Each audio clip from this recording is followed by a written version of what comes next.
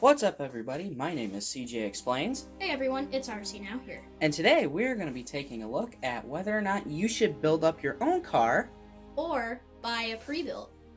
Alright, let's get started.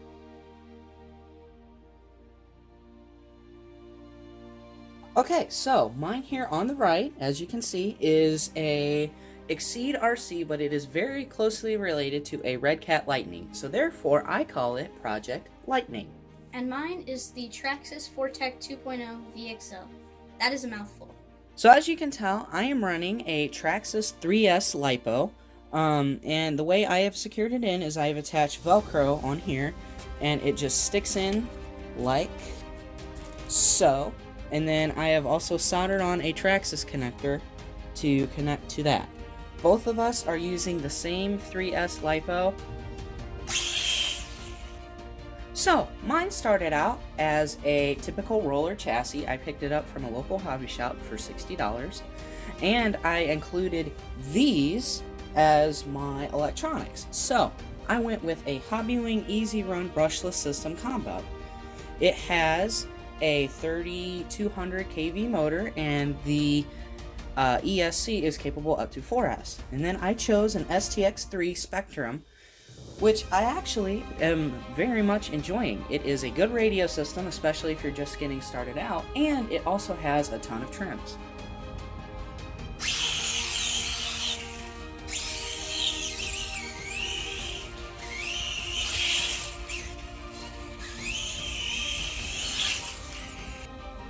The motor and ESC combo were $140, and the cart itself was $60. So total, I spent about $200 on this car, and I'm gonna say it was worth it. This is a very, very quick, very fast car. However, that being said, this took a lot of work to put together, because I had to completely strip the car twice to re-grease diffs, put new bearings in, and I've done a lot of work with the chassis here because I fitted a bigger motor, so I had to completely readjust the chassis, drill it out a little bit. So yeah, it's a lot of work. However, I did get it cheaper than the equivalent Traxxas, and it has been very, very quick. So, as we have previously said, mine is a Traxxas Fortec 2.0 VXL.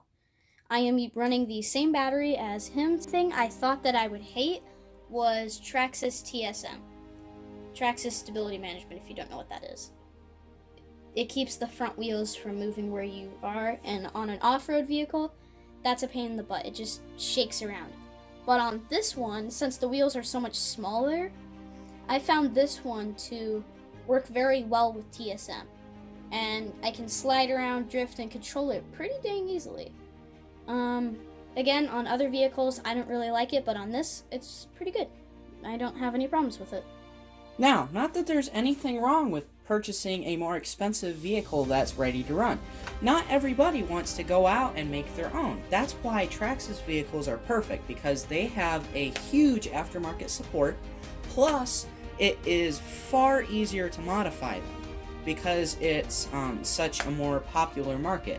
Now, with the Red Cat that I have, it is a lot harder to find parts for it, and I had to custom make a lot of stuff.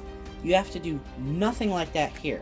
That's the brilliance of getting a Traxxas, because it has so much aftermarket support, and there are many groups that you can join. No offense to CJ Explains, but I think that his looks sloppy. I like things that look well built and well put together, but his just looks sloppy. I don't know how else to describe that.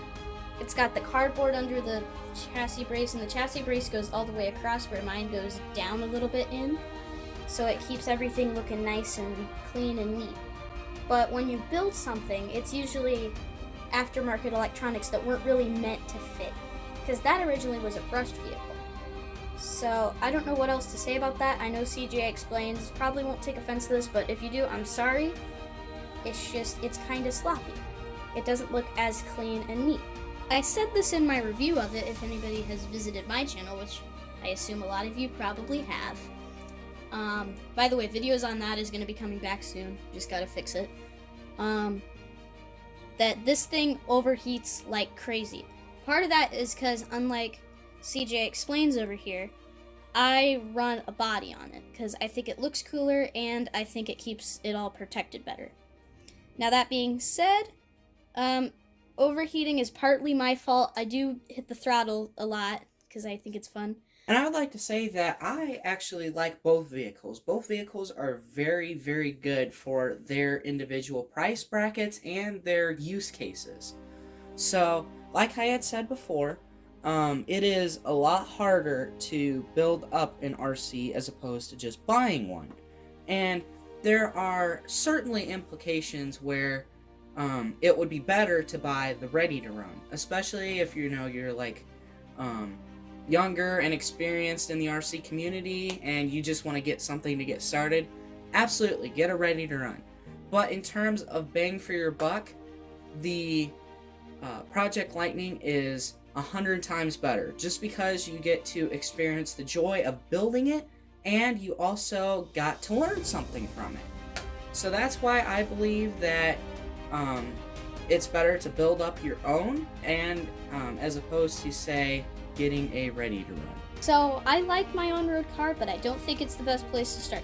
Get a basher or a crawler. I wouldn't recommend starting here. Once you get into it more, go ahead and go here, because they're pretty low maintenance machines, don't you think? Mm-hmm.